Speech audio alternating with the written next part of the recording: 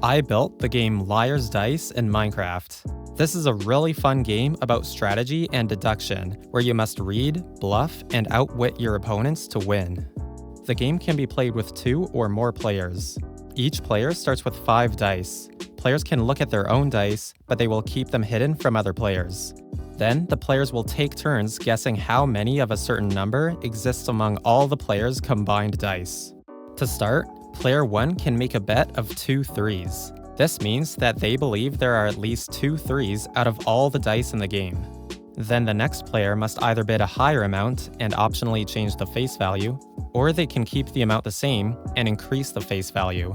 For example, the next player can guess that there are 2 fours, and the player after them can guess 4 twos. If at any point a player believes another player overbid, they can call them a liar. At this point, the players will reveal their dice, and if the player did overbid, they lose a dice. However, if the player was falsely accused, then the accuser loses a dice. The game continues until only one person has any dice remaining. This game is super fun and surprisingly tense because as your dice deplete, your information dwindles little by little, increasing your risk of making the wrong bet with every turn.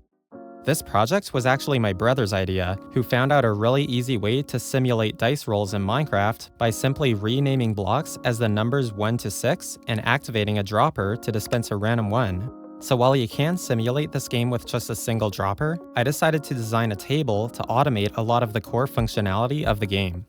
Hitting the note block dispenses 5 dice into your barrel, which you can then load into your hotbar.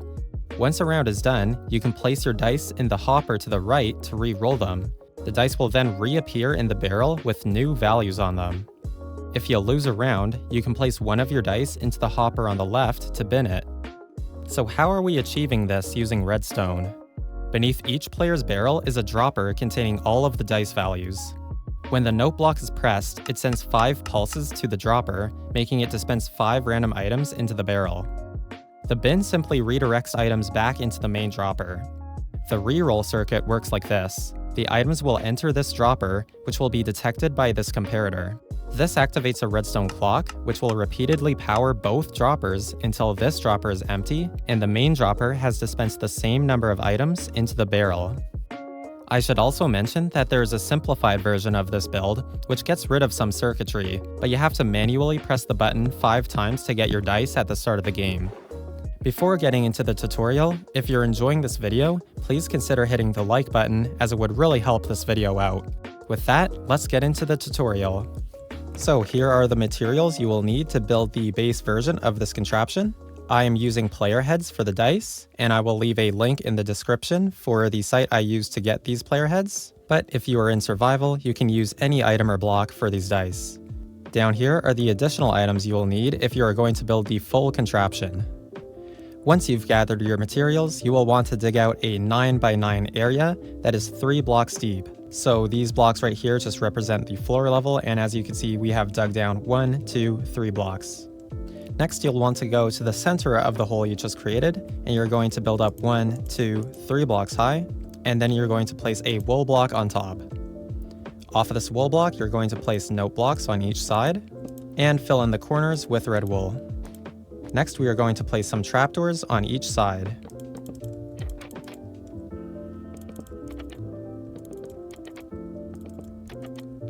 This will just make it so that it's harder to accidentally hit the note block while you're playing.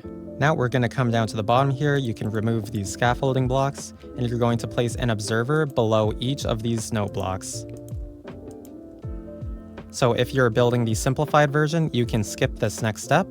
But for those of you building the full version, you're going to come into the middle of this right here, and you are going to place fences 1, 2 blocks out in each direction. Then you are going to place a trapdoor on each of these fences, like that. Now, if you're building the simplified version, you can continue to follow along. So you're going to place a block beneath each one of these observers. Next, we are going to place a dropper on top of this fence facing upwards. That is going to face into a barrel right here. On the side of this dropper, we are going to place a hopper, and on top of that, we're going to place another hopper.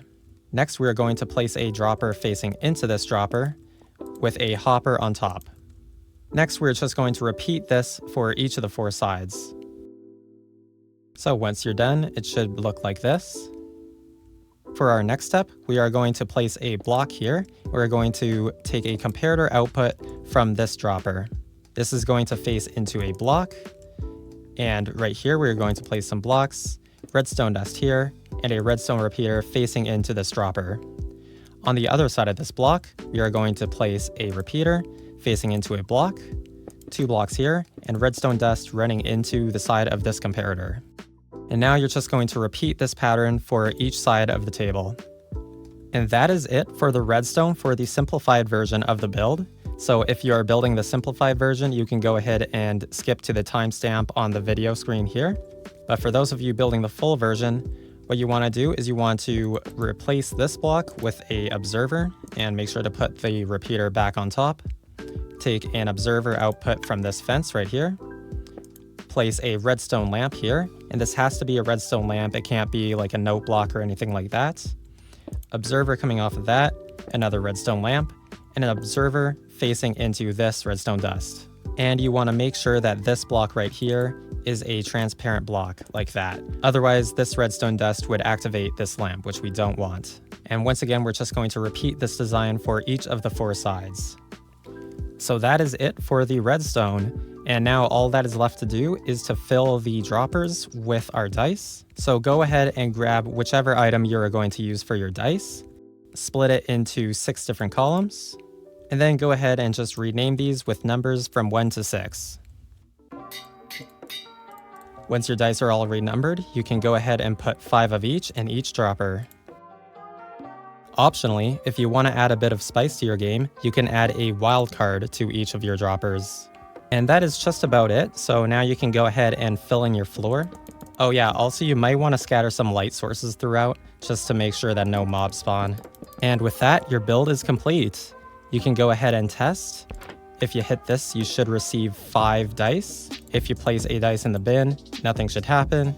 And when you place a number of items into this hopper, you should receive the same number of items in this barrel. And yeah, if that is all working, then congratulations, you can now play Lair's Dice in Minecraft.